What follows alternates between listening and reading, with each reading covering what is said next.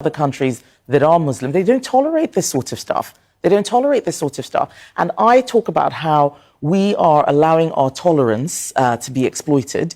We have people pretending, for instance, to be homosexual so that they can claim asylum, and then they go on to get married and have children. They're abusing the laws that we have. We have people who go through false conversions. They come to the parish priest, they're very excited. Oh, these Muslims want to convert to Christianity.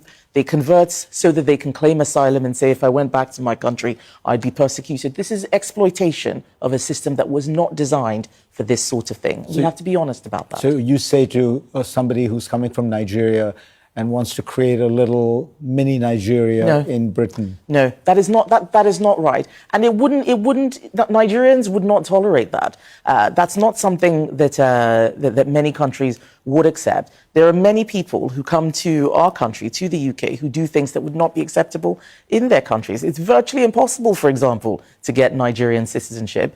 I had that citizenship by virtue of my parents. I can't give it to my children because I'm a woman.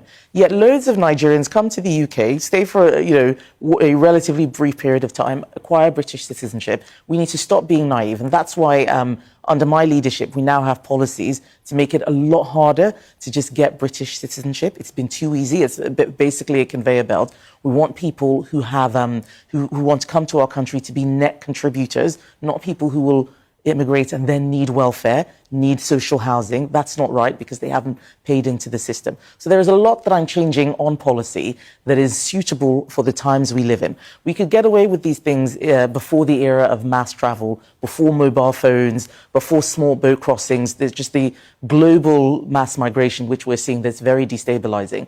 They didn't have that in the 80s and the 70s and the 90s. We need rules that work for today. Kemi Badenoch, pleasure to have you on.